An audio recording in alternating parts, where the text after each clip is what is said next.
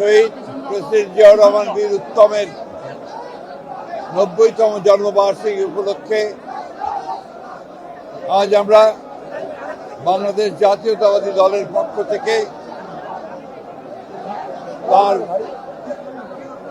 কবর জিয়ারত করতে এসেছি, শ্রদ্ধা জানাতে এসেছি। একই সঙ্গে আমরা বাংলাদেশ জাতীয়তাবাদী দলের চেয়ারম্যান জনাব তারেক রহমানের পক্ষ থেকে আজকে এখানে আমরা দলের প্রতিষ্ঠাতা শহীদ প্রেসিডেন্ট জিয়াউর রহমান বীর উত্তমের মাজারে শ্রদ্ধাঞ্জলি অর্পণ করতে এসেছি।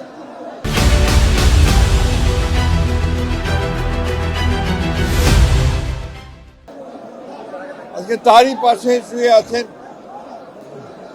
আমাদের আর একজন ক্ষণজন্মা অপরাজেয় নেত্রী, মহিষী নেত্রী, যিনি তার সারাটা জীবন বাংলাদেশের গণতন্ত্র, স্বাধীনতা ও সার্বভৌমত্বের জন্য লড়াই করে তার জীবন উৎসর্গ করেছেন।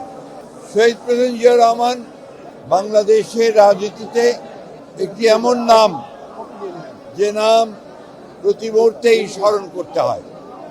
যিনি বাংলাদেশের স্বাধীনতা ঘোষণা করেছিলেন এবং পরবর্তীকালে বাংলাদেশে গণতন্ত্রকে এবং বহুদলীয় গণতন্ত্রকে তিনি পুরো প্রবর্তন করেছিলেন। সংবাদপত্রের স্বাধীনতা নিশ্চিত করেছিলেন, বিচার বিভাগের স্বাধীনতাকে নিশ্চিত করেছিলেন এবং অর্থনীতিতে বটমলেস বাস্কেটে ভবিত হওয়া বাংলাদেশকে সমৃদ্ধির অর্থনীতিতে পরিণত করেছেন। শহীদ প্রেসিডেন্ট জিয়াউর রহমানকে সেই জন্যে আমরা বাংলাদেশের মানুষ প্রতি বছর স্মরণ করি। তার অনুষ্ঠিত যে পথ, সেই পথে আমরা সামনের দিকে এগিয়ে যাই, একটা উদার গণতান্ত্রিক বাংলাদেশ প্রতিষ্ঠা করবার লক্ষ্যে আমরা আরো দৃঢ়ভাবে শপথ গ্রহণ করি।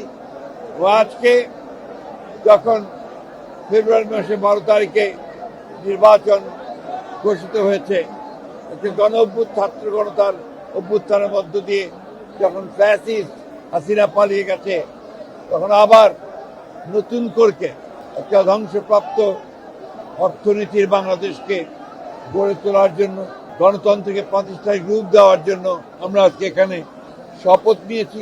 এবং এই শপথের মধ্য দিয়ে বাংলাদেশ জাতীয়তাবাদী দল ও সমস্ত অঙ্গ সংগঠন বাংলাদেশে শহীদ জিয়ার যে আদর্শ, সে আদর্শকে এখানে বাস্তবায়িত করবে, এই শপথ আমরা আজকে এখানে নিয়েছি। এটা বরাবরই আপনার নির্বাচন কমিশনের যখন বাছাই হয় তখন কিছু সমস্যা থাকে, এটা নতুন কোনো ব্যাপার না। আমরা এখন পর্যন্ত নির্বাচন কমিশনকে দেখেছি যে মোটামুটিভাবে তারা যোগ্যতার সঙ্গেই কাজ করছে।